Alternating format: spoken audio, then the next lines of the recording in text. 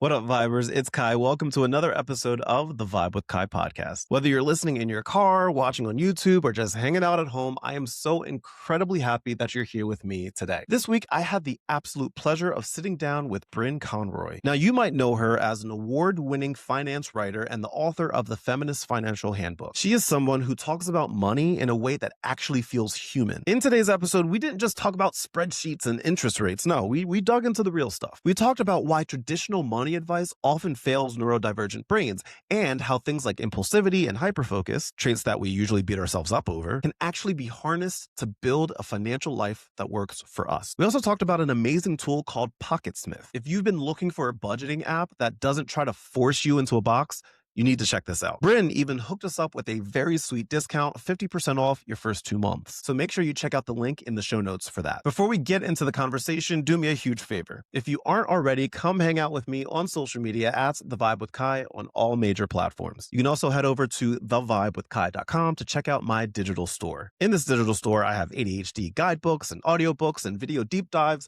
that are designed to help you navigate this crazy adult world of ADHD. And if you want to take it a step further, come join the family over on Patreon. For just $5 a month, you get access to the ADHD Vibers Hub with exclusive premium content that I don't post anywhere else. Thank you, Vibers, for rocking out with me today. You are in for a treat in this week's episode. With that said, sit back, relax, and enjoy my conversation with Brynne Conroy. Brynne, I am so happy that you are here with me today. I love how you talk about money in a way that actually feels human, especially for folks whose brains like mine that don't fit the traditional mold, I would say. And what I appreciate about your story is that you went from digging out of poverty to writing the feminist financial handbook, and now helping people with people build these ADHD friendly budgets with PocketSmith and all of that. And I feel like my audience today, they're just in good hands.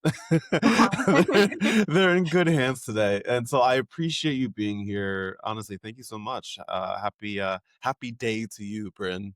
Happy day to you too. I'm so glad to Yeah, be here. absolutely. I want to kick us off on like a very human level here, just to kind of uh warm up the conversation here. And I'm curious, what kind of relationship do you have with money conversations today, like in these days? Like how does that compare to the younger you at the beginning of your story? What is that conversation like today? Oh, that's a really, really good question. So when I first started out writing about money, I didn't have a ton of it. I was Hmm. very responsible with myself, that whole culture of responsibilization. I was Sure. facing all these systemic problems, right? Yeah. But I was very much like, oh, well, I'm going to be very careful with debt. And that's a good thing to do, right?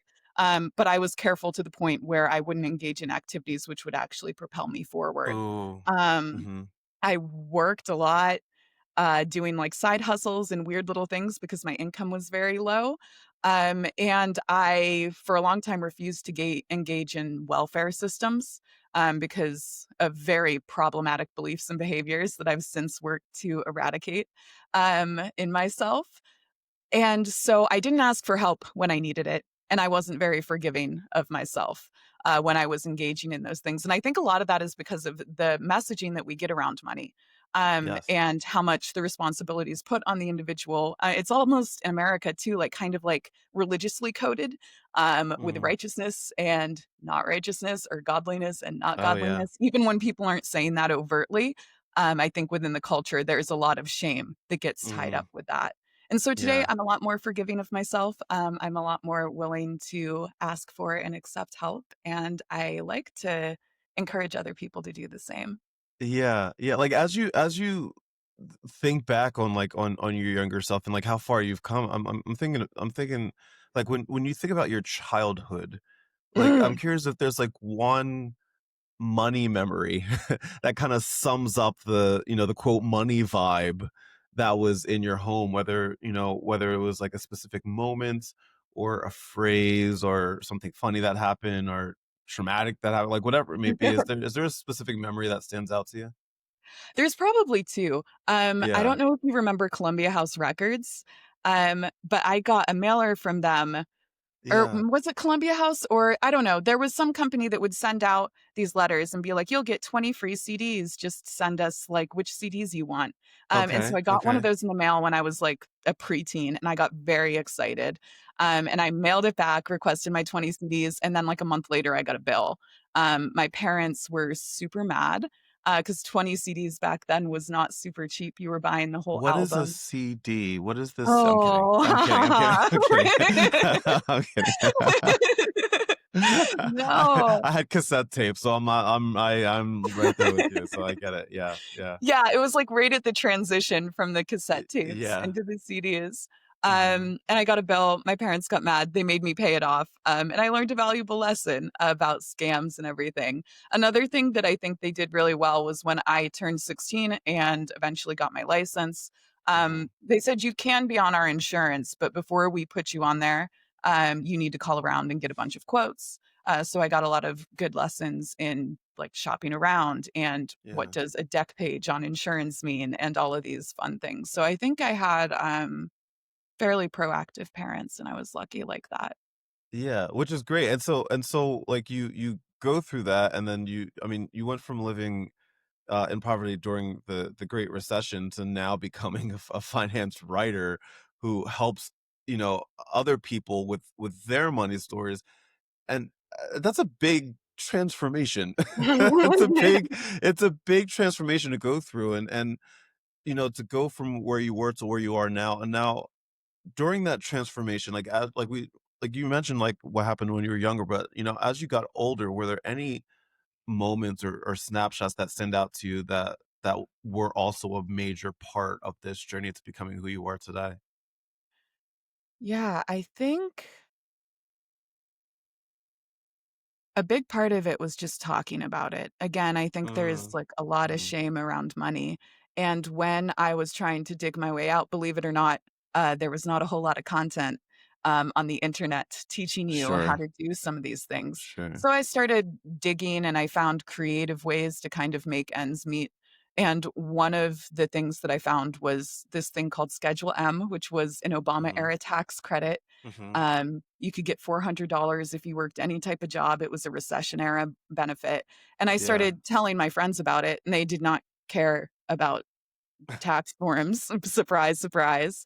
Um, and I was going through all these different things, and I was like, you know what? I think other people would care. Like maybe my circle Mm, doesn't, but I know if this is helping me, it's got to be able to help somebody. And so right, I hit publish. I started out in self publishing, and that kind of grew. And so I think maybe just believing in myself and my own capabilities, and believing that other people are going through the same thing and that that help is our stories are actually useful to other right, people. right. I think that kind of propelled things to where they are today. Right, right. Look, I wanted to give everybody $400, and I'm glad, Bryn. I'm glad, Bryn, that you took my money. And if anybody says we can't, just say yes, we can. I don't know why I decided to go. I just went full Obama for no reason at all. But like, No, I I'm love glad it. I'm glad you took advantage of that of that, because I didn't even to be honest, you mentioned that, I'm like, I didn't even know that was a Yeah, thing. nobody did. I Yeah. didn't even know that was a thing. And, like, there's a lot of people that are gonna be listening now that are gonna be like, "You know what? I don't know if this system is built for people like me," you Mm. know? There's did you ever have a moment like that where you're like, "Okay, I can't I feel as though the system in the United States specifically is not built for people like me." Oh, 100%, and I still feel Yeah. that way. Sure. Um, Mhm.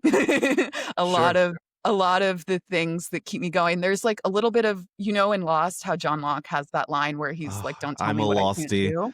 I'm a huge Yeah, losty. Yes, yes. I feel that line in my soul, and so, Yeah. like, when I look at the system and I'm like, "It's not built for me," I'm also like, "I am not going to let that stop me." Another Mhm. thing that really helps when looking at that reality, because it is a reality, it's a system built to exclude and oppress a lot of people, and that's Yeah. the function and the purpose. Yeah. Um, when I'm looking at that, there's another saying that my grandpa used to always say, which was, "We will find a way."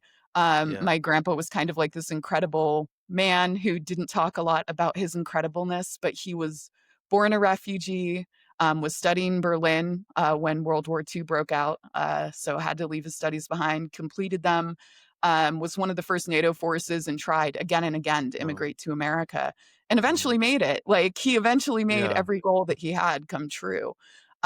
Whether that was immigrating to America or getting the fancy hotel room on vacation, even on a motel budget. And he would Yeah. always say this thing, "We will find a way." And so I lean on that a lot when I feel like this is built for me to fail, you know? Right. Right. And I think as people are listening to this, like I guess what I appreciate the most about you is that you've said that a lot of the traditional money advice often doesn't speak to a lot of people, right? And so for the people that are listening right now, that when they hear me say that about you and they feel it in their bones, but they can't quite name it, like there's like a mismatch there. Like what does that mismatch look like? Like why is it that traditional money advice doesn't speak to a lot of people, even though it's traditional money advice? Yeah, so I think there's multiple layers to that. I do Yeah. think that, again, it's kind of one of the things that we talked about is that it's very prescriptive in a very specific Hmm. way in America, that brings a lot of shame, and this way is the only way, and if you deviate from this way, you are bad.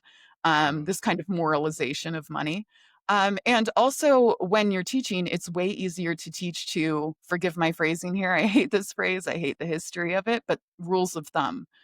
Yeah. And so I think a lot of the things that we are taught because it's easier to boil things down and to put it on one path. Not Hmm. necessarily because it helps the masses, but because it Right. makes it easier for financial educators or for larger systems to kind of feed us financial literacy in that very prescriptive path. When in all Right. reality, people's situations are varied. There is no one right answer. And there's a lot of room for creativity in Yeah. building financial health. Yeah. Yeah. I feel as though the one of the things that I hear a lot about is when people are told like, "Oh, you're bad with money," right? And so like they want to get good with money, but like I feel like that's just there's so much nuance and context that's needed in that kind of financial conversation. And so when you're working with people financially, how do you define good with money, but like in a way that doesn't shame them for just having like a different view, right? Because like we were just talking about how traditional approaches don't normally work. So it's not that we're like bad with money sometimes, it's just that like again, the system is not built for us. So how do you define somebody that's good with money, but like in a way that doesn't shame them, I guess, for the way that their brain works or the way that their life is? Yeah. I think there's 2 ways that I might start out approaching that. The first is just to get the narrative right. I think a lot of times in America with the mythology of the American dream, we tend to think, okay, you start at the bottom and then you work and work and work and you'll work your way up perpetually until you get to yay, rich money, and then you retire and everything's happy, like the end. Hmm. And in all reality, what we know from looking at American households is that income is far more variable over the course of a lifetime. Sure. And so Yes. you can be great with money, you can be great in your career, and then all of a sudden something happens. Maybe something medical happens, maybe a national crisis happens. And all of a sudden you're in one of these valleys. Hmm. And it's really easy to feel like this is my fault. This is me. I am not good at this. When in all reality, every not every single American, but the vast majority of other Americans have that same experience over their lifetimes. And it's, again, because of the Yeah. way the system works. So I think the first thing is contextualizing it and depersonalizing it a little bit. Hmm. Like, expect that even if you're great with money, at some point in the future, you're going to go through some hard times because that's Yeah. just the way things are. Um, and the second thing is we're told all the things that we need to get better at and do better at. And I think really embracing the strengths that you already have and kind of leaning into them can Mhm. be super helpful, especially for neurodivergent people, because there really are a lot of strengths. Yeah, and that leads directly into the next thing I was gonna ask because, like, you work a lot with the neurodivergent community, with people with disabilities, so on and so forth, and I guess, is it fair to say that money advice has failed the neurodivergent community? Is it fair to say Yeah, that? absolutely. So I guess my question is how? Like, for the people that are like, "Okay, I hear you, but how specifically has traditional money advice failed the neurodivergent community?" Yeah, for one, um, depending on where you fall on the spectrum and your life's experiences, America has a type of forced poverty for certain Mm, neurodivergent people. And it's like in order to gain access to healthcare, you essentially can't have more than mhm, $2,000 to your name. right. There's things that can help, like with that, like an Able account. However, for other people, it's just the messaging that we're giving people. Again, it's like if you don't stick to this very prescriptive way of doing things, which is built for neurotypical people in the best situations, um, you're you're bad with money, and Yeah, that's yeah. something that you need to change. And so I really do think it's like mostly just that messaging.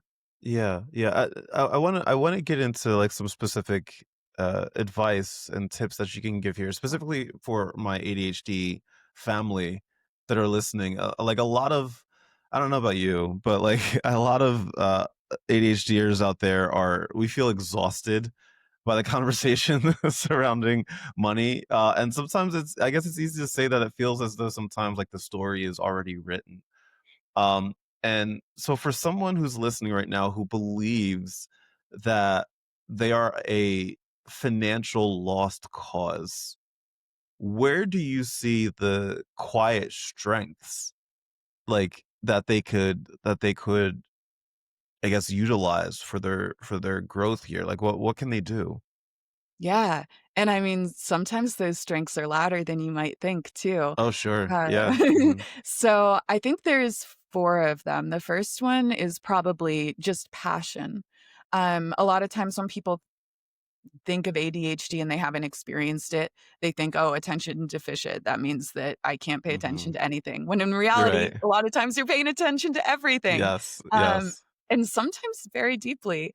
And sometimes that passion can kind of light your heart on fire, Mhm. and allow you to pull off things that other people cannot. Like the level of motivation and focus can be Mhm. incredible. And so when we're talking about money, a lot of times we're talking about a tool that can help Mhm. us reach for what we're passionate about. And so Right. when you experience kind of like those intense passionate feelings about different goals, maybe you're just like, "Hey, I really want to go to Comic-Con this year, but I don't have the money. But you know Mhm. what? John Locke told me to not let other people tell me what I can't do." He got up So, out of that wheelchair and he said, "You're going to yeah. Comic-Con, Kai." Exactly, exactly. And so that passion can lead to a motivation that is just unrivaled.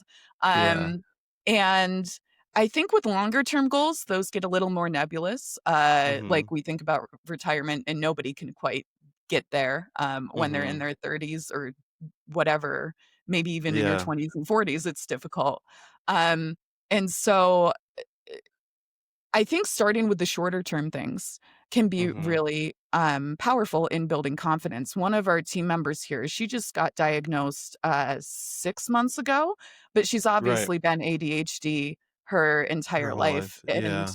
when she started using PocketSmith, she was telling me that it was really revolutionary because it was so flexible and she could build it, around herself rather than Mhm. forcing herself into a box, and she said that when she started hitting those smaller goals, it Mhm. felt for the first time in her life like she was good at adulting.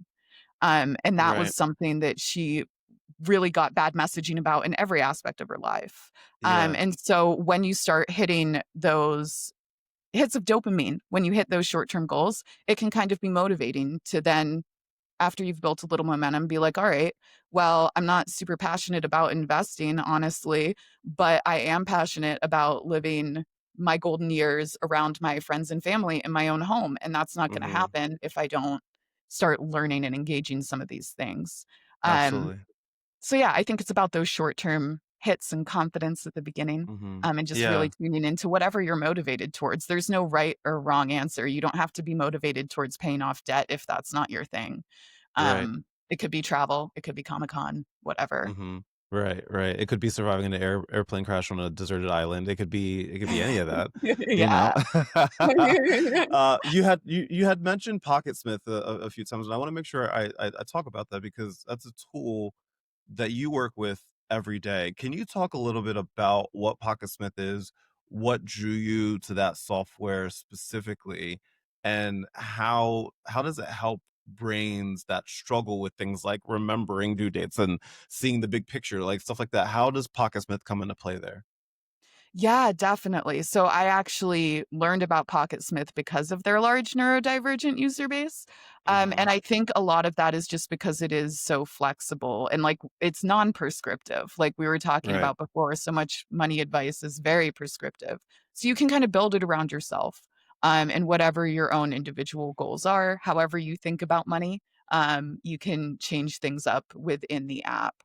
Um, and it's really helpful for, seeing where you've been, but also really powerful for looking at the future and thinking about what your future financial goals would be. You can play with what if scenarios. Sure. But I really think that whole idea of like not telling you who you have to be, but allowing you to be who you are is really pretty unique for a budgeting app. Right. There's so many budgeting apps out there. There's Yeah. so many. What sets this one apart? Why should somebody, leave out of this podcast interview right now and just immediately go get Pocketsmith right now as opposed to the hundreds and hundreds of other ones that are out there? Yeah, absolutely. I really do think that customization thing is huge. Yeah. That's Yeah. a lot of them will give you like you have to manage your money this way, you have to use zero sum budgeting, you have to give every dollar a job. You must use our 50-30-20 system.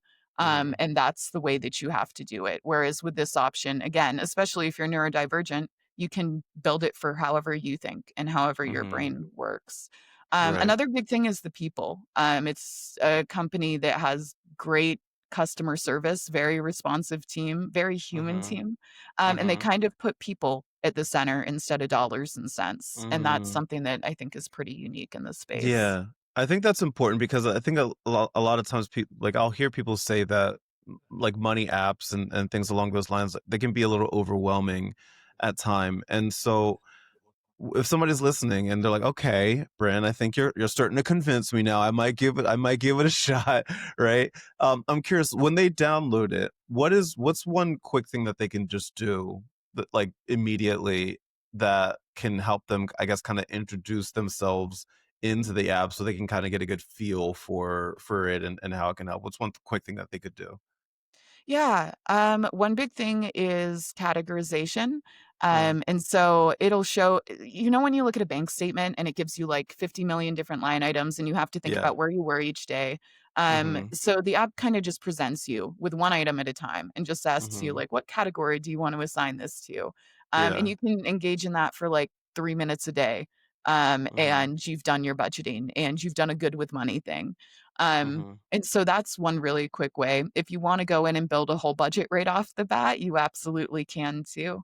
And that's really Mhm. helpful for kind of seeing how much money you'll have in the future, even if the Yeah. future is 2 weeks away. So, Right, right. So it's in a way kind of like protecting your future self, in a yeah. way, which is really important because, like, for a lot of ADHDers out there, impulsivity spending is a huge, huge thing that we Yeah. have to deal with, in our lives. So, like, I'm curious, like, how can somebody protect their future selves while still honoring like the things that they love to do and the things they love to purchase? How can they protect their future self there? Yeah, that's actually another one of my 4 that I have is that Yeah. impulsivity. So I'm gonna, like, Yeah. reframe it. into Yeah. spontaneity Yeah, because yeah, yeah. it's also spontaneity and spontaneity is fun and everyone enjoys it. Like, let's go to the concert, let's hop on a plane. Yeah, Um, yeah. and it makes life worth living sometimes, you know? Mhm. It is important to budget for it though, if you know that's like Mhm. a big part of yourself and your personality. And sometimes it might even manifest as just generosity Mm. with others. Like that can often be the easiest place to get too Mhm. spontaneous. And again, Right. that's a beautiful thing. That's not something that you should want to change about yourself. It's just something that you can moderate for. You could Yeah. build a whole section of your budget. You could call it the impulsivity budget if you want. Right, right. You could. My coworker, she who's ADHD, she refers to it as her celebration budget, Oh, I which love again, that. yeah, right? I It's love so that. I might beautiful. steal that one. I might steal that one. You should, yeah. And so, yeah, I think kind of just building that in, um, and then you can also, with a lot of different apps, you can go in and set up warnings or reminders. Like if I go Mhm. over this amount for this time period, can you send me a ping to just to Mm. just let me Mhm. know what's going on? And those environmental supports, those are super important for neurotypical people too. Um, Yeah. yeah. I love that phrase. I love that phrase, the environmental supports, because you write like you write about that, like, and for people that hear that phrase and they picture like a boring spreadsheet, you know, I guess like how can you have an ADHD friendly money environment like put in the plain like how could you do that like in plain language? How can that happen? How do you do that? Yeah, yeah. So set up alerts in your budgeting app. That way, Yeah. when you are Yeah. celebrating a little bit too much, you can pull the celebration back so that future you still has enough money to eat, right? Yeah. Yeah. Um, and you can also do things like, hyperfocus is another huge. Yeah. Is that one of the 4 as well? Is it It is, yeah, is yeah. it is passion, hyperfocus, creativity, and spontaneity? Are those the 4? Yeah, yeah. Boom. Yay. You got it. So, Yes. with the hyper focus, like, sometimes that can kick in, and let's say you're real excited for Comic-Con and you were working on your Mhm. budget for 8 I hours feel like because you you wanna had go to Comic-Con, routine. Brynne. I feel like you wanna go to Comic-Con. I'm starting to get that sense.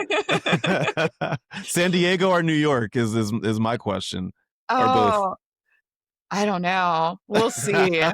But, like, let's say or you wanna, like, travel the world, like, take a year off and just, like, go Yeah. see all the things, right? Yeah. If you're hyper focused on that goal, you can really, really work towards it, and you don't have to wait until, like, a budgeting meeting with yourself to sit Mm. down and do it.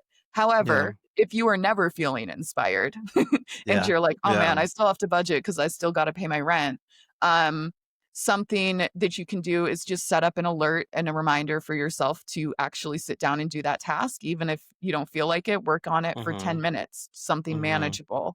And then once you get into it, you might find yourself working more. And you can also, Right. another environmental support can be setting that up to do it with a friend or a partner so Mm. that you have a Mhm. little external accountability and you're still engaging in the practice regularly. Yeah.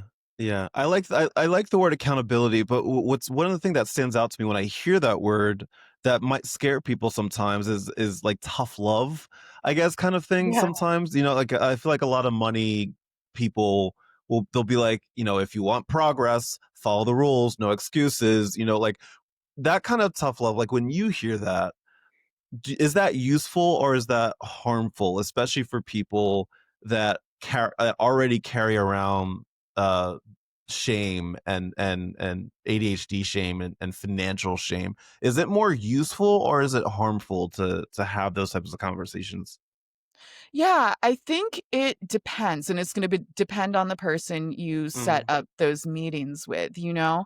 hmm. Um, this is more of like an accountability buddy situation than an authoritarian coming Sure. in to, like, tell Yeah. you what you did wrong. So I've had meetings with friends who are my accountability buddies in these contexts, and it's not I'll be like, "You know what? I made no progress. I did not touch this week." Yeah. But simply the act of sitting down and talking about it reminds me, I have goals. I should probably engage with them. Hmm. And Yeah. it's Yeah. gotta be someone that you trust and that's gentle with you. Yeah. and that might be working from the same place towards the same goals as well.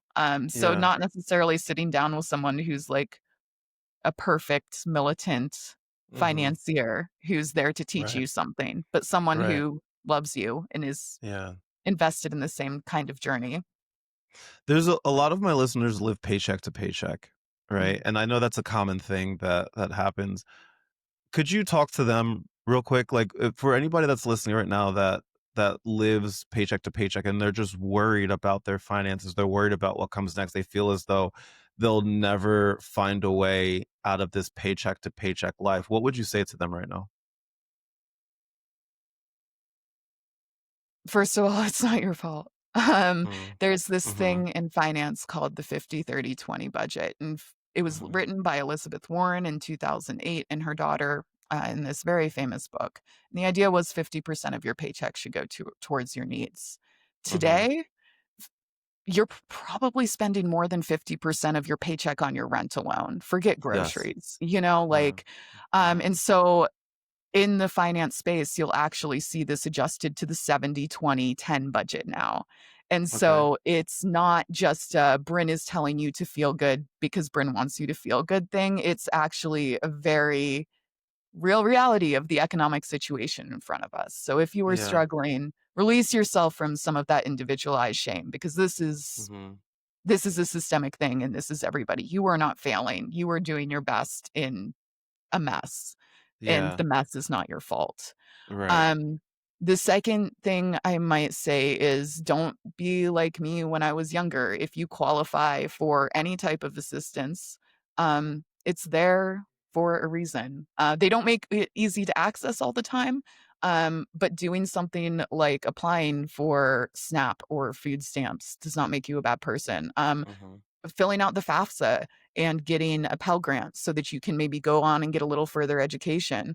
That's not you stealing from anybody. That all of those things,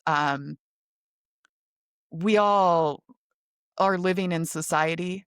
And sometimes I think we forget that society also owes us something. It's Mhm. not just us owing something to society. That is a social contract that goes both ways. And so those Mhm. programs and those things that are available are there for you to use them if you qualify, and don't be afraid to utilize them. And the third thing's probably just uh, this sounds kind of maybe not the most helpful on the worst day that you're experiencing, but that creativity is really a huge thing when you're looking at financial issues. Mhm. Some of the most creative people I know are ADHD and can turn problems left, right, upside down to Mhm. find a solution that might not immediately be obvious or available. Yeah. And so tapping into that creativity as you look at some of even just the smaller problems, financial problems that you may have. And again, building that confidence as you kind of knock each thing down, Right. and maintaining a little hope and faith that this might be bad. It might not just be bad for 2 weeks, it might be bad for a year or five. But like maybe 10 years down the road, we might be living in a totally different economic Right. situation. Right, right. Um, You mentioned the pros and cons of, like, for example, having multiple accounts versus keeping everything in one place. Can you talk a little bit about that? Because I know that there's a lot of people that do that. And like, for the ADHD brain, like how do you help someone experiment and decide, I guess, what is best for them? Because obviously it's not, there's no like one, like as you were just mentioning, I mean, there's no one size fits all type of thing. We all do have to get creative sometimes.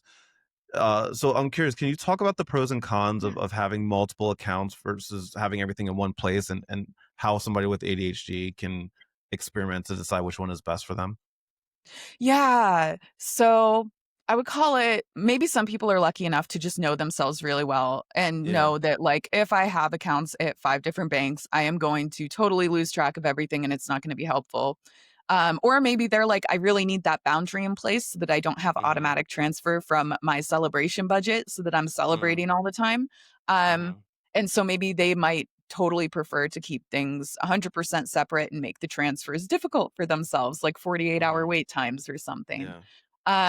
However, I think for a lot of people, it's gonna be trial and lessons, not trial and error, because you can't really mess up when you're learning about yourself and the ways that you best manage your money.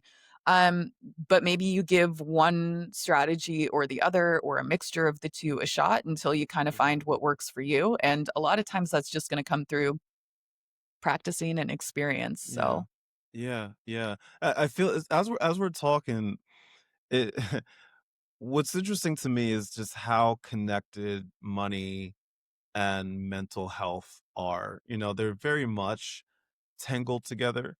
And so like in your life or in your readers' lives or in the listeners' lives, it's it's so hard sometimes to I guess see like the subtle signs that they're maybe heading in the right direction, right? Are there any signs that your readers or my listeners that any signs that they can look for to get a feel that they're heading in the right direction, that the healing mentally around money is starting to happen even before the numbers start to look good on paper or in your account? Are there little, like, subtle signs that people can look for to know that they're on the right track? I think working through the guilt and, like, Mm, maybe the first time that something negative happens and you're like, "Wow, I didn't automatically blame myself." Maybe that's sure. a sign of progress. Yeah, yeah, Um, yeah. and maybe also I do think just, like, acknowledging and recognizing those wins, like, maybe you're still sitting on 20 grand in student loans, right? Mhm, And also you funded your movie night for the next month, mhm. without having to borrow money or put it on a credit card, and that small win is worth celebrating. Yeah, Um, and so I think really knowing that you don't have to have it all together, there is no mountain peak, where everything is perfect, with your finances, and yeah, just letting yourself bask in those smaller wins. And yeah. also, your financial life can really, really impact, your mental health, and I'm of the opinion that sometimes those mental health reactions aren't necessarily inappropriate to what's going on in the Mhm. world around us. Sure. Um, Mhm. and so I'm not super qualified to speak to the best ways to work through that psychologically, but if there is, it's really hard to find a therapist, nonetheless, one you can afford. But if there Mhm. are like local support groups, or something more free within the Mhm. community, Sure. obviously pay for it if you can. But Yeah. if that's not available to you, kind of look for community and spaces where you'll be validated, I Yeah, suppose. yeah, absolutely. What would you say to your younger self? Well, like, as you are currently, like, as you sit here and speak so eloquently now to us about all of this financially, if, let's just say, younger you was listening right now, what would you say to them? Oh, wow. Um, you don't have to be perfect. Yeah, yeah. And you're way more capable than you think you are. Maybe it's gonna Mhm, be okay and enjoy the journey a little bit more, because it is mhm. so easy to live in that space of financial stress. Yeah. Um, so yeah, I guess I would maybe encourage myself to just enjoy the things I was doing well better in real time. Yeah, yeah, and maybe send some technology back in time. Maybe introduce PocketSmith back in the early aughts. Yeah, the time machine Yeah, bringing money. exactly, exactly. Brent, I really appreciate like your insight here, and I wanna wrap up with two more things here. One of which is regarding PocketSmith. For anybody that's listening right now, and they're like, okay, fine, you got me sold. What do I do? um, if they're interested in learning more about PocketSmith, what can they do? Where do they go? What happens now? Yeah, absolutely. You can find our profile on Instagram. It's super easy. It's just at PocketSmith. Hmm. Kai also has a link that if you wanna give I it a shot do. and try it out, it's, 50% off for the first 2 months for Mhm. Vibe with Kai listeners. Mhm. So you can find that in the show notes, I'm assuming? Yep, Yeah? absolutely. Yeah, it'll be there. It's easy. AKA listeners and watchers, there's no excuse. It's right there. All you gotta do is click. All you gotta do is click. It's right there. Yeah, absolutely. It'll be in the show notes. Mhm. Definitely. Yep. And one other cool thing about a lot of budgeting apps in 2025 is that I feel like one of the last environmental supports that is probably pertinent is organization can be tricky, right? Mm, But nowadays these apps like link up, including PocketSmith, link up to your bank feed, mm, um, pull all the data for you so you don't have to sift through your bank statements, mhm. and can even auto categorize in some circumstances. Yeah.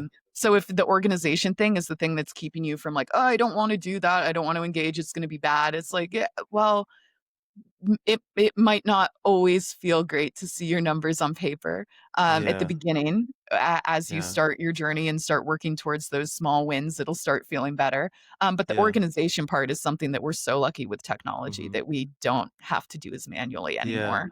Does it connect to like, does it connects directly to, like, like, your bank? Does it connect to, like, credit cards and things like that as well? Yeah, it can connect Mhm. to like I think it's like all the major banks. PocketSmith Yeah. in particular is in the world. Mhm. So whatever financial products you have, you can link that up. Mhm. Okay, so no matter where people are listening from right now, they'll be able to utilize PocketSmith, on their own devices. Yeah, and I hate to be Mhm. so, like, preachy about PocketSmith here, but, like, I do No, love no, it's them. all good. And another Mhm. cool thing is if you have listeners in other parts of the world, it's one of the only ones that offers, multi-currency features. Oh, I So love if this. you're traveling or if you are emigrating somewhere, or Yeah. even if you just live in another country, you Mhm. can it'll work with whatever currency and kinda give you an idea when you're running those transactions in your head across borders, Mhm. what the Mhm. actual amount is in whichever currency your brain computes to. Yeah, yeah. I love this. So I say to anybody watching or listening right now, give it a shot. If you don't like it, you don't like it. If you, but you never know. You might try it and be like, it might change your life. And I think that is worth the try here because it'll be very much worth it. And when you try it, reach out and let us know what you think. Reach out to me, let me know what you think. Reach out to PocketSmith, tag them and be like, hey, listen, this is I tried it, I think it's great. Kai sent me and I like it now, and now I'm a millionaire. I'm kidding. That's not how it works, but but Give you some kickbacks there, Kai. exactly right. That's how it works. Now I'm kidding. But yeah, but like definitely go try it out and give it a shot because I think it's worth the shot, especially if you're feeling as though there is no hope. Because I know that feeling. I know what it feels like to be like I there's no way out of this, but like there are tools out there like PocketSmith that could really help or at least point you in the right direction or at least give you some insight that you might not have had before. Brynne, Yeah, before I and let there you was go, oh sorry, I please was go ahead. just gonna say with that, I'm Yeah. so sorry, but No, there's, no, like, please. one Yeah. thing that you said recently, I think it was when you were Yeah. coming back from Barcelona or Yeah. something, and you said that the power isn't in the plan, it's in the action, Mhm. Yeah. and I Mhm. feel like it's very much like that for your personal finances too, like, just Mhm. get started, you'll be Mhm. surprised at how many wins you start logging, um, Absolutely. you don't have to have a Mhm. perfect forever plan. Absolutely. Absolutely. Look at you preaching today, Brynne. Preaching today. I love it. I love it. Before I let you go, I want to end with something very simple. I always love ending my podcast episodes with this simple question, and that is, if there's one thing that you want the people watching or listening to walk away with today, one either thought or tidbit or advice that they could walk away with today as this comes to a close, what would that one thing be? It would probably be you are not bad with money, Mm, whatever anyone's told you. In fact, you might be sitting on skills that make you a superhero at your own finances. mhm, mhm. I love it. I love it.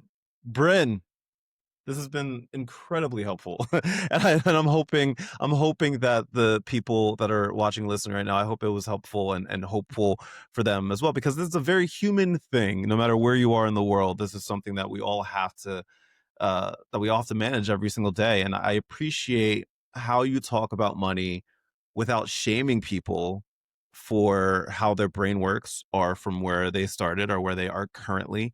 It's a very welcoming experience, and it's hard because it's hard to have these conversations about money.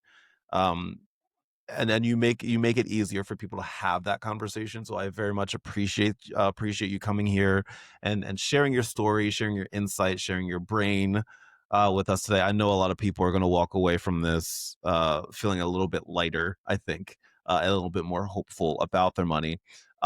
Thank you for hanging out. We're going to wrap our conversation there. So Brynne, thank you so much for hanging out with me today. I will talk to the audience a little bit more after this, but for now, I'm sending you all of the gratitude for all the work that you do, Brynne. Thanks for hanging out with me. Thank you for having me and everything you do, Kai. And that is a wrap on this week's episode. A massive thank you to Brynne Conroy for hanging out with me today. Honestly, my biggest takeaway was just the permission to let go of the shame surrounding money. When she talked about the four strengths, passion, hyperfocus, creativity, and spontaneity, it really hit home for me. It's not about fighting against our brains or feeling like a lost cause. It's about building those environmental supports that she mentioned so we can actually thrive on our own terms. If you are feeling inspired to get your financial house in order in a way that actually fits your life, please go check out PocketSmith. Brynne uses it.